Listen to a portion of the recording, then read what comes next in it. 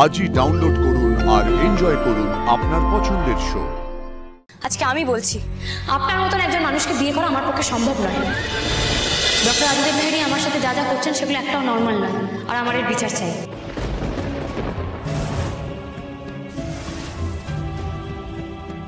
বিচার বিচার তো আনন্দী দেয়, সে এখন উল্টে বিচার চাইছে। বিচার? আনন্দী কি বলছেন আপনি এসব? আপনি কেন বলছেন এগুলো? মাথা ঠিক আছে আপনার? আমার ওটাই একমাত্র ঠিক আছে জানেন স্যার, তাই জন্য মনে হয় না আমি সবকিছু ঠিকঠাক বুঝতে পারি। আপনি অজ্ঞান হয়ে গেছিলেন, সে কথা আপনি এখানে কাউকে জানাননি, আপনি আমাকেও জানানোর প্রয়োজন মনে করেননি। উল্টে কি করলেন, আপনার জ্ঞান ফেরার পর আপনি সময় চাইলেন। মানে? সময় চাইলেন কিসের জন্য? এই রিপোর্টটার জন্য উনি সময় চাইলেন। উনি ঠিকই করে রেখেছিলেন, এই রিপোর্ট যদি আজকে নেগেটিভ আসতো তাহলে উনি এই বিয়েটা করতেন না। কি? আর রিপোর্টটা পজিটিভ এলে তখন ভেবে দেখতেন।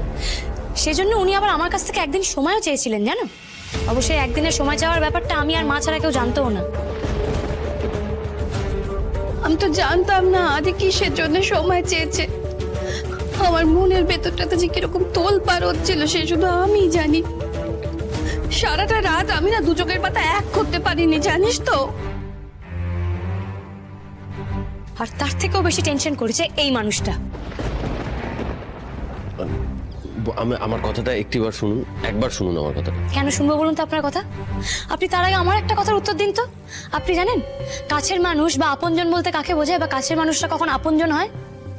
একটা মানুষের না না না আপনি শুনুন আমার কাছ থেকে, আমি আপনাকে বলছি, একটা মানুষের না সুসময় অনেক কাছের মানুষরা তার আশেপাশে তাকে ঘিরে থাকে, কিন্তু আপনজন কখন চেনা যায় জানেন? যখন সেই মানুষটা বিপদে পড়ে তখন চেনা যায় কে আপন। ঠিক। এই যে বিয়ে, সাত পাকে ঘোড়া, মাথা ভর্তি সিঁদুর, স্বামী স্ত্রীর সম্পর্ক, এগুলো তো আপনজনের থেকে অনেক বেশি কিছু। আর আপনি আমাকে আমার জায়গাটা এইভাবে দেখিয়ে দিলেন স্যার। আনন্দী? না না, আনন্দী আপনার কেউ হয় না, আনন্দী আপনার কেউ হয় না। অ্যাটলিস্ট আপনি তো আনন্দীকে নিজের কেউ বলে মনে করেন না। আজকে ভগবান না করুক যদি আপনার রিপোর্টে ভালো মন্দ কিছু আসতো তাহলে আপনি কি করতেন? আপনি বিয়েটা করতেন না তো।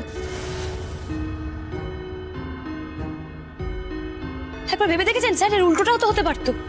আজকে যদি আপনার জায়গায় আমি থাকতাম আর আমারও যদি রিপোর্টে ভালো মন্দ কিছু আসতো, আপনি আমাকে এইভাবে ছাদনাতলে একা ফেলে চলে আসতে পারতেন?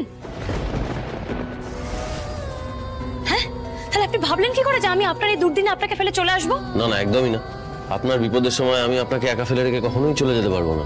কিন্তু আপনি এটা ভাবতে পারেন যে আমি আপনাকে ফেলে চলে আসতে পারি, কারণ আনন্দিত স্বার্থপর, আনন্দিত শুধু নিজের ভালোটুকু বোঝে, তাই তো? এটাই ভাবেন তো আপনি? কেন বলছেন এই কথাগুলো? আপনি যা যা করেছেন তারপরেও আপনার মনে হয় আমি আপনাকে স্বার্থপর ভাববো? কেন বলবো না বলুন তো? আসলে আপনি কি ভাবছেন না ভাবছেন সেটা তো আপনার কাজে কর্মে আমি প্রমাণ পেয়ে যাচ্ছি। আপনি যদি আমাকে নিজের বলে ভাবতেন তাহলে আপনি এত বড় কথাটা আমাদের কাছ থেকে লুকোতেন না, আপনি আমার কাছ থেকে সময় চাইতেন না, শেয়ার করতেন। কি বলুন তো, দিনের পর দিন আমি অনেক অপমান, অনেক অবহেলা সহ্য করেছি, কিন্তু এই অবিশ্বাসটা আমি মেনে নিতে পারছি না। এটা আমি নিতে পারবো না। আনন্দী? না না না স্যার, না। এতদিন আপনি বলতেন না যে আপনি এই বিয়েটা করতে পারবেন না, আজকে আমি বলছি আপনার মতন একজন মানুষকে বিয়ে করা আমার পক্ষে সম্ভব নয়।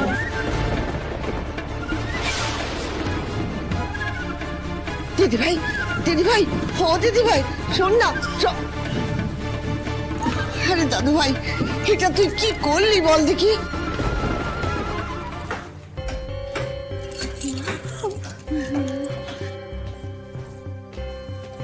আনন্দী, ও আনন্দী, আনন্দী তোর হাতে সুটকেস কেন রে? এটা নিয়ে তুমি কোথায় যাচ্ছ?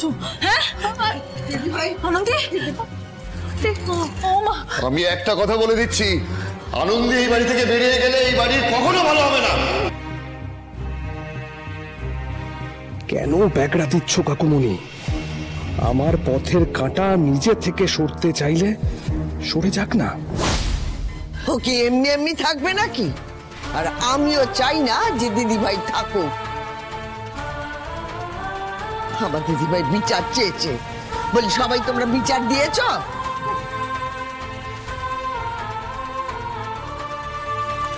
কি বলছো বলতো তোমরা? যে মানুষটা নিজের জীবন পর্যন্ত বাজি রাখতে পারে এই বাড়ির জন্য, তাকে আমি স্বার্থপর ভাববো? শোনো, কান ধরে ওঠ বস করতে হবে। দাদু ভাই মুখের কথা কিচ্ছু হবে না, কান ধরো। একদম ঠিক বলেছেন মা, ওই জন্য তো আমিও আজকে দিয়েছি কানটা মুলে। তবে তাতে অবশ্য হবে না, ছেলেটা না আমার বড্ড বার বেড়েছে। হ্যাঁ রে বড় খোকা, বলি তুই কিছু বলবি নাকি আমাকেই ব্যবস্থা করতে হবে? এই আদি, তুই যদি কান ধরে উঠবস না করিস তাহলে কিন্তু আমারও তাই মনে হবে যে আনন্দি যেটা বলেছে সেটা ঠিক বলেছে। বেশ ঠিক আছে, এটা করলে যদি তোমাদের মনে হয় যে সবটা ঠিক হবে তাহলে তাই হোক। বেশ থাক, আমাদের ঠিক মনে হওয়ার জন্য আপনাকে কিছু করতে হবে না। আপনি নিজের মতন থাকুন, আমি আমার জীবনটা ঠিক বুঝে নেব।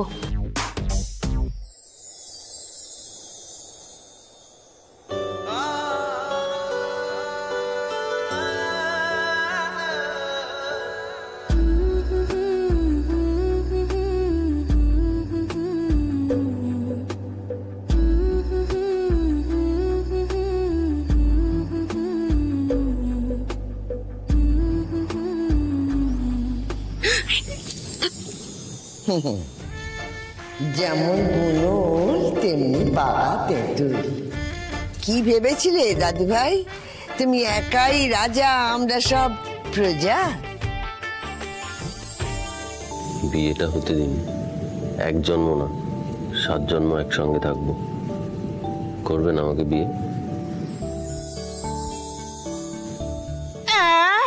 এই যে করাচ্ছি তোমাকে বিয়ে। এত কথা তাই তো? বলি হ্যাঁ রে দাদার ছেলে, ছোটবেলায় যখন মন খারাপ হতো তখন এই ঠাম্মির কোলে মুখ গুজে পড়ে থাকতে। এখন এখন বড্ড বড় হয়ে গেছে তাই না?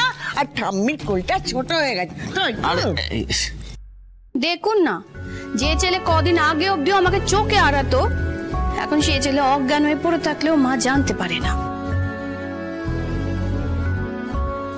হ্যাঁ রে আদি, আমাদের সম্পর্কটা না হয় 7 জন্মের নয়, কিন্তু তোকে তো চোখের সামনে জন্মাতে দেখলাম, বড় হতে দেখলাম। এখন তোর এত বড় আপদ বিপদে কোনো খোঁজটুকুই আমরা পাবো না। ঠিক আছে ঠিক আছে, শোনো শোনো প্লিজ, আমার কথাটা তোমরা শোনো প্লিজ, একটু শোনো। আমি তোমাদের সবাইকে খুব ভালোবাসি, অনেকটা ভালোবাসি, তাই তোমাদের টেনশন দিতে চাইনি, সবটা নিজের মধ্যে রাখতে চেয়েছিলাম, বোঝো একটু প্লিজ।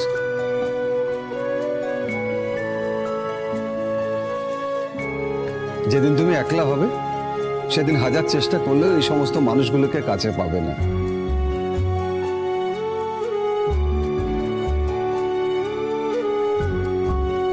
মা, ঠাম্মি, কাকুমণি, বৌদি, বাবা,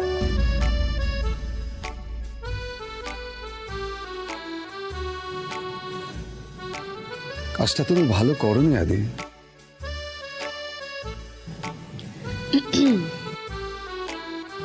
হয়েছে তো, ঠিক হয়েছে, এটাই আমার বিচার ছিল। আমি পেয়ে এখন শান্তি পেয়েছি, ঠিক আছে?